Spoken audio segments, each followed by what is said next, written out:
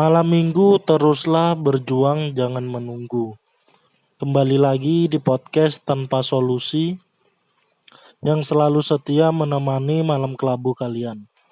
Pada malam minggu kali ini kita akan kembali mendengarkan kelanjutan cerita dari Mbak berinisial A atau Mbak A. Sebelum kalian mendengarkan cerita ini, yang belum mendengarkan cerita sebelumnya, saya kasih linknya di deskripsi. Langsung saja ke ceritanya. Konflik pertama kelar, kita adem ayem lagi. Nah, ada lagi nih konflik kedua waktu akhir tahun. Ini masalah pulang kampung. Nah, ini kan kerja udah lebih dari setahunan lah kan berarti ya. Dia tuh dapat jatah cuti akhir tahun. Dia bisa pulang tiap akhir tahun itu. Terus aku kan baru masuk kerja bulan Oktober nih.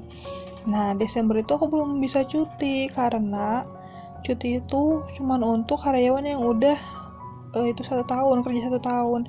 Bisa cuti kalau ada hal urgent gitu. Terus jadi nggak mungkin kan aku cuti ketika aku baru kerja 2 bulan terus aku ngambil cuti, nggak mungkin. Nah, mas mantan ini tanya, kamu cuti nggak? Enggak mas, nggak bisa. Gitu kan. Kenapa nggak bisa? Dia bilang tuh. Iya, soalnya orang-orang di sini pada cuti. Dia bilang gitu. Lah, kenapa orang-orang bisa cuti kamu nggak bisa? Soalnya aku belum kerja 1 tahun. Terus dia bilang, kamu nggak mau ketemu mamaku gitu. Terus aku bilang, mau mas, cuman waktunya nggak sekarang, aku belum bisa gitu kan. Terus dia bilang gini dong, terserah deh Al, kamu tuh bukannya nggak bisa cuti, cuman kamu tuh nggak mau. Ya ampun. Di situ ya udahlah, akhirnya di situ aku nggak mau ribut ya, akhirnya aku minta maaf sama dia. Cuman aku tahu di situ, oh dia itu egois, nggak mau mikirin keadaan orang lain. Udah itu kan, aku tuh udah coba menjelaskan ya sama dia sejelas-jelasnya, tapi dia kayak nggak mau nerima gitu loh. Padahal itu kan maksudnya kayak itu tuh keadaan yang nggak bisa aku paksakan kayak gitu. Dia pun sempet bilang gini, inget banget aku, terserah ya Al, aku kalau bilang A ya A, nggak bisa diubah B C D ya, aku nggak mau tahu apapun alasanmu gitu. Yang jelas kamu tuh bukan nggak bisa, tapi kamu tuh nggak mau, bilang gitu. Jadi aku tuh kayak, oh ternyata egois banget ya dia gitu. Tapi akhirnya di situ karena aku nggak mau ribut, ya udah akhirnya aku minta maaf sama dia. Terus dia nyuekin aku beberapa hari kan. Ya udahlah gitu kan. Udah nih, konflik kedua udah kelar. Udah kita baik-baik lagi, biasa lagi. Sampai akhirnya kemarin bulan April itu, sebenarnya sebelum April itu pun dari Januari, Februari, Maret itu kita tuh adem ayem aja. Kadang sering sih kayak, ih kamu tuh gimana sih, kita saling debat gitu. Cuman kalau udah debat gitu aku pasti bilang, oke, mas, I have a time. Di sini emosi kita udah sama-sama tinggi, egomu udah keluar terus, tinggi terus, egoku juga udah mulai keluar. Kita butuh waktu mendinginkan kepala, besok kita chat lagi gitu. Aku selalu bilang gitu kan. Kalau ketika kayak ego kita udah sama-sama tinggi dan aku udah capek gitu kan, ya udah gitu. Nah cuman pas waktu kemarin bulan April itu, sebenarnya putusnya pun masalahnya tuh nggak apa ya, dibilang nggak sepele juga ya, sebenarnya bisa, kita tuh nggak perlu putus gitu. Masalahnya karena dia berminggu-minggu itu nggak telepon, 2 mingguan lebih itu dia nggak telepon, dan telepon pun sebentar-sebentar, dan chat pun, komunikasi pun kayak udah hambar gitu. Aku ngerasa udah kayak aku ngechat dia tuh udah seadanya aja. Aku tuh kangen tapi nggak mau ganggu dia. Aku sering bilang, mas aku kangen. Iya, dia bilang gitu. Mas aku kangen. Iya, aku kerja. Iya, ya udah aku juga gitu kan, aku juga ngerti. Terus pada waktu itu hari Minggu, aku ingat banget tuh hari Minggu sore-sore, aku tanya sama dia gini, mas kamu nggak pengen telepon aku gitu. Terus dia bilang gini, iya mau kok, nanti malam aku telepon. aku sebenarnya orangnya nggak suka telepon loh, nggak suka video call loh, dia bilang gitu kan. Oh, cuman namanya cowok ya gimana, harus fleksibel.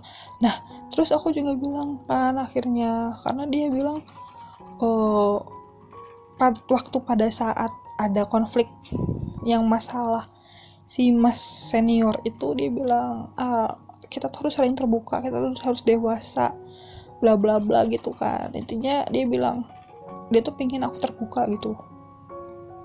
Nah terus akhirnya aku bilang lah, ya aku juga sebenarnya bukan orang yang suka chat terus gitu. Aku tipe orang yang lebih menikmati pembicaraan langsung. Kalau chat itu kadang kan nggak tahu ya moodnya kayak gimana, bacanya gimana, jadi salah paham. Itu sering banget terjadi di orang-orang dan di aku juga gitu.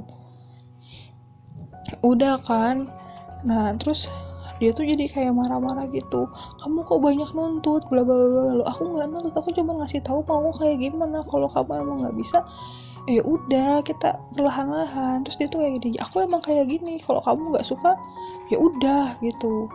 Terus dia bilang itu, terus aku lah, kamu dari awal kamu deketin aku, kamu sering telepon loh, kamu sering video call loh, aku bisa sampai nyaman sama kamu loh, aku bilang gitu kan. Aku kira kamu orangnya kayak gitu. Kalau misalnya kamu emang gak nyaman video call atau chat, ya udah sekarang kamu udah bilang kan, aku gitu ya. Jadi aku berarti nggak perlu nunggu video call kamu, aku nggak perlu nunggu telepon kamu dan lain-lain kan. Terus aku tuh maksudku ya udahlah, aku mau ngertiin dia, terus dia tuh kayak salah paham gitu loh. Terus aku bilang kayak, udahlah mas, di sini jangan tinggi-tinggian ego lagi kita, aku bilang gitu kan. Kalau misalnya ego udah di atas hubungan itu tuh udah nggak baik mas, hubungan itu udah nggak sehat, dia bilang gitu kan.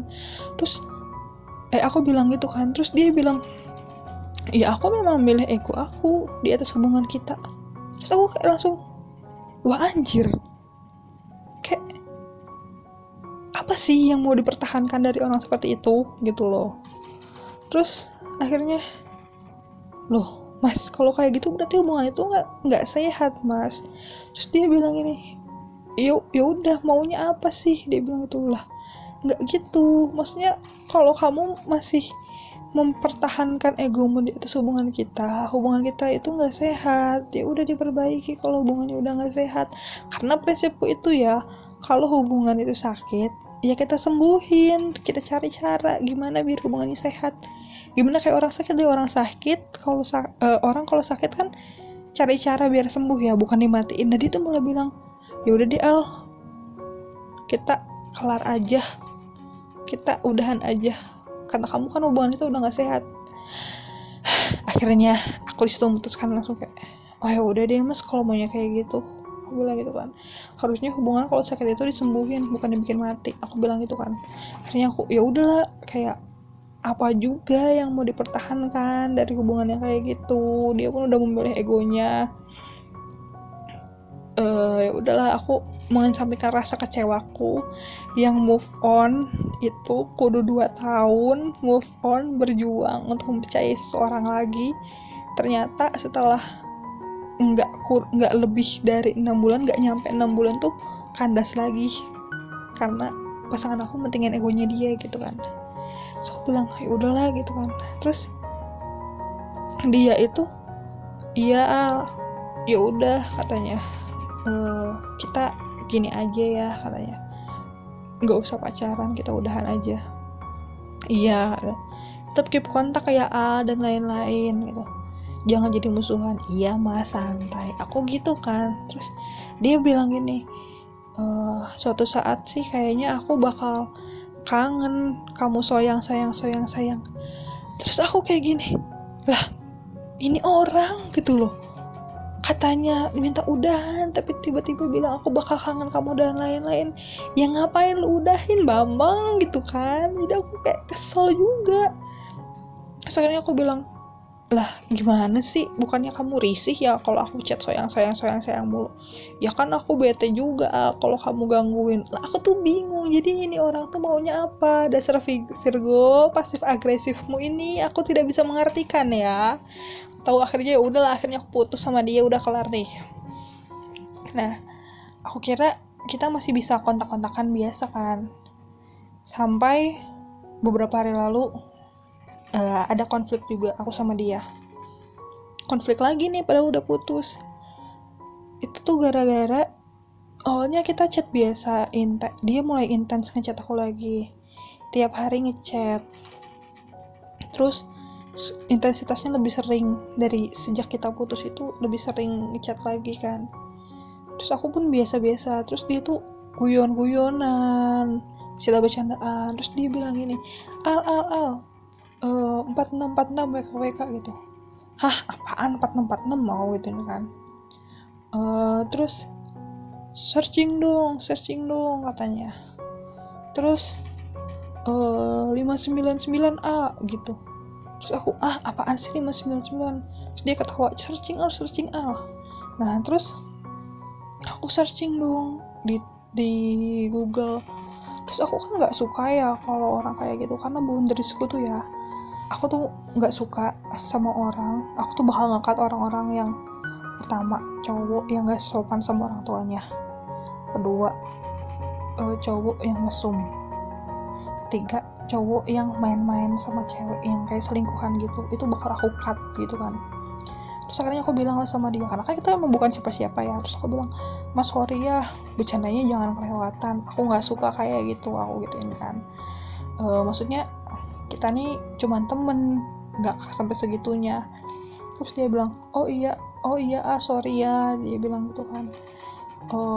Sorry ya kalau ganggu. Dia malah kayak gitu dong, kayak dia nyangkanya aku tuh gak suka bercandaan kayak gitu. Ya emang aku nggak suka, tapi bukan dengan maksud aku mau ngusir dia begitu saja dan tidak mau berhubungan lagi dengan dia, itu enggak gitu. Karena kita kan putusnya emang baik-baik ya.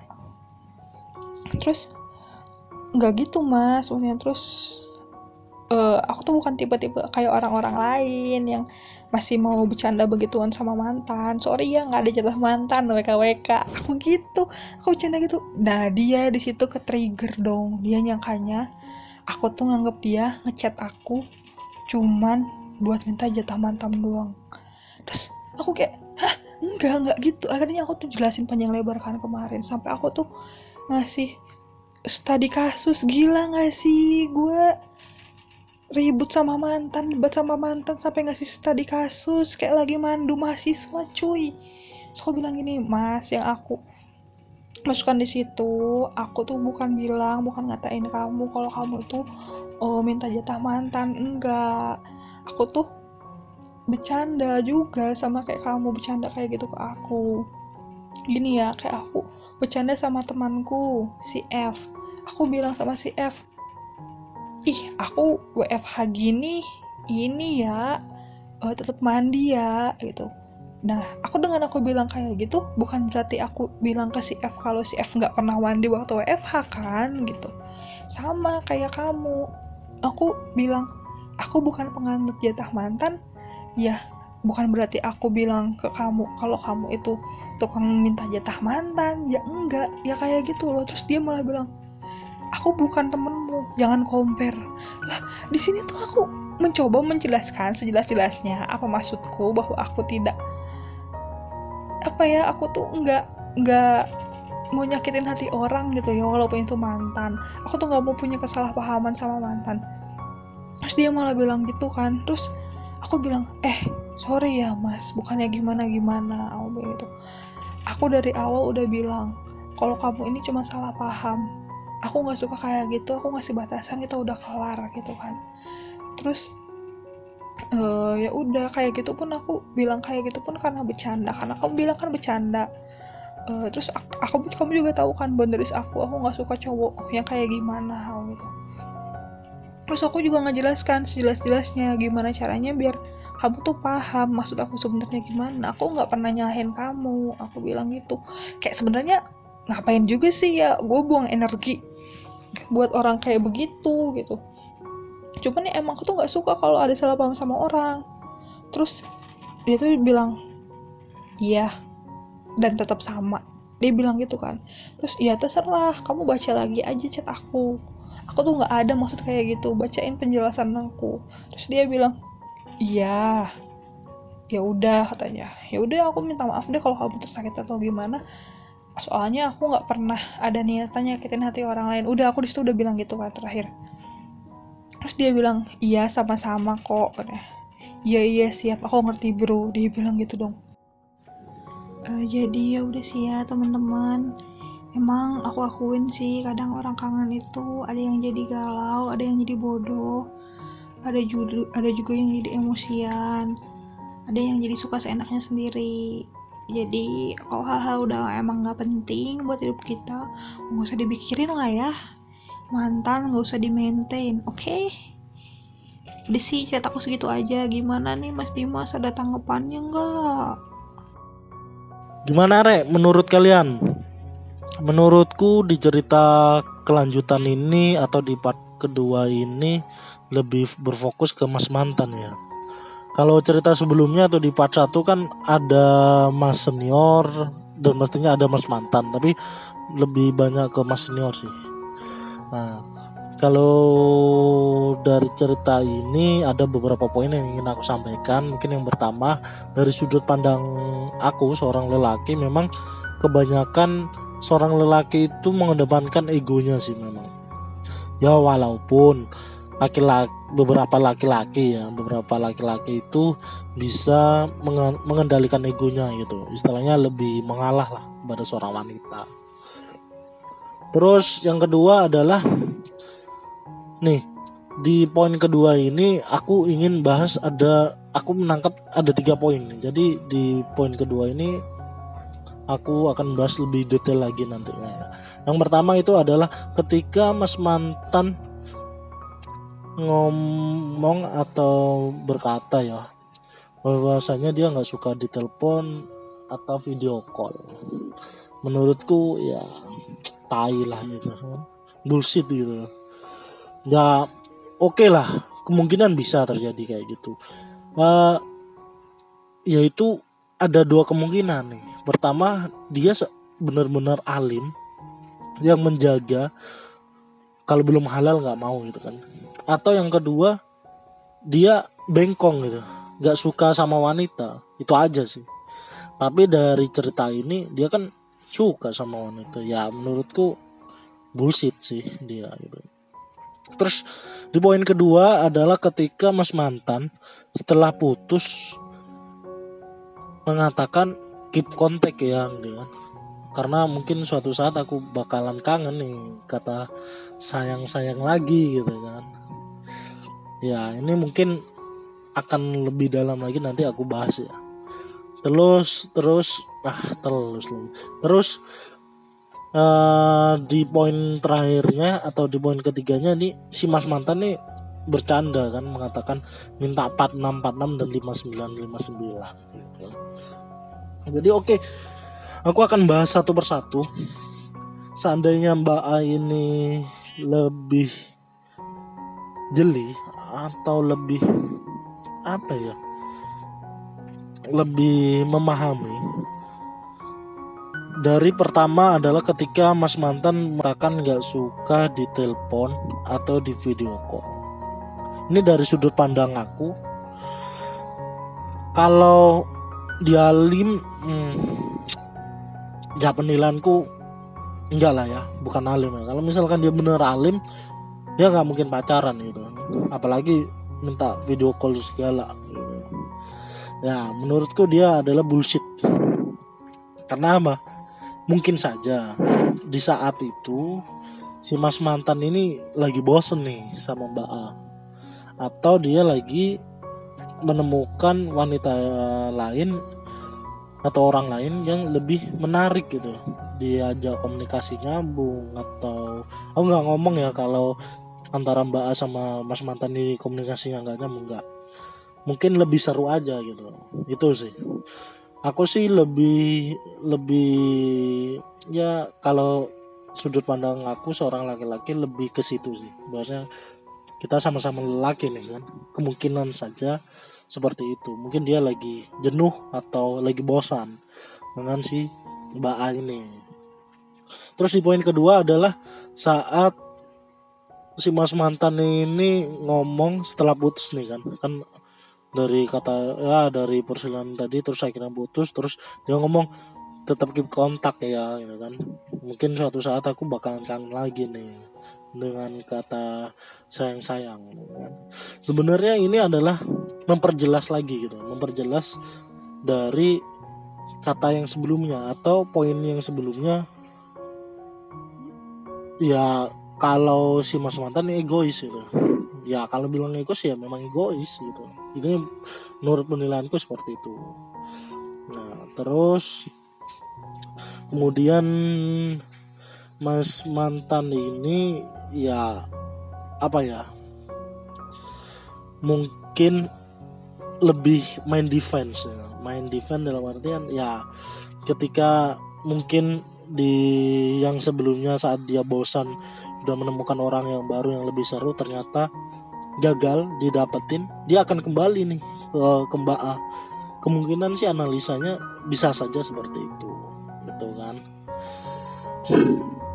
Nah makanya kenapa banyak lelaki yang lebih, istilahnya apa ya, kenapa lelaki banyak dinobatkan selingkuh daripada wanita, karena ya itu tadi, karena sifat laki-laki itu kan ya kalau dikatakan egois banget ya. Nah dari egoisnya itu mungkin karena kesalahan dikit atau fatal, misalkan bosan atau yang lain yang gak seru dan sebagainya, kecenderungan seorang laki-laki itu mencari orang baru yang bisa memuaskan egonya itu, ya itu yang terjadi gitu. Nah beda dengan ya istilahnya apa ya, tidak menutup kemungkinan seorang wanita juga akan selingkuh ya. Tapi kebanyakan nih ya, ini dari sudut pandangku ya, kebanyakan seorang wanita selingkuh mungkin lebih ke faktor materi lah, seperti itu sih. Kalau dikatakan banyak juga kok istilahnya orang yang seorang wanita meninggalkan orang yang laki-laki yang ganteng, terus lebih memilih yang mungkin sedikit tidak ganteng tapi lebih kaya, banyak yang kayak gitu. Terus jarang juga yang terjadi seorang laki-laki yang meninggalkan wanita cantik atau ya mungkin baik gitu, lebih memilih wanita yang lebih kaya atau gimana. Jarang terjadi seperti itu.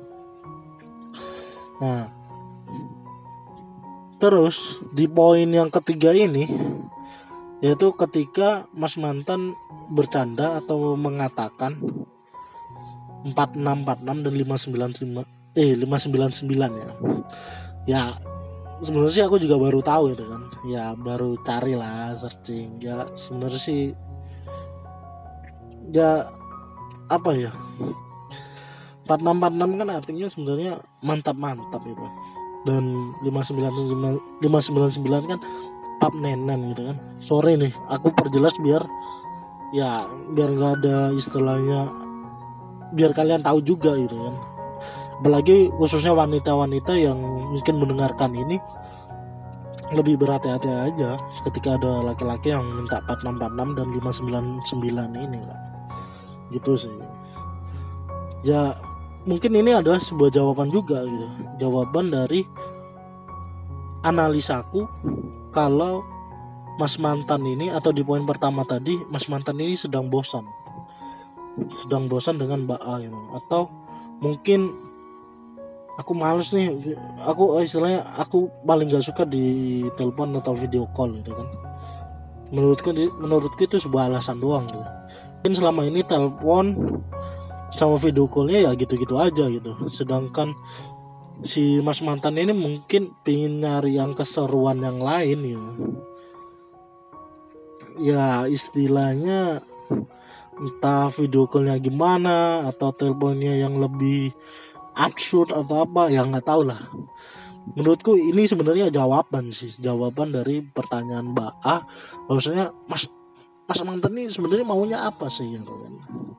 Ya berdasarkan analisaku ya itu tadi gitu. Mungkin Mas Mantan awalnya bosan, terus ya karena bosan akhirnya putus ya kan, terus tetap keep kontak, terus coba mancing dengan istilah-istilah 4646 dan 599. Ya walaupun awalnya cuma bercanda ya, kalau misalkan Mbak A ini kepancing dan masuk di lingkaran perangkap dia, ya mungkin akan berlanjut gitu kan, karena ya mungkin dia akan mendapatkan keseruan yang baru lagi gitu.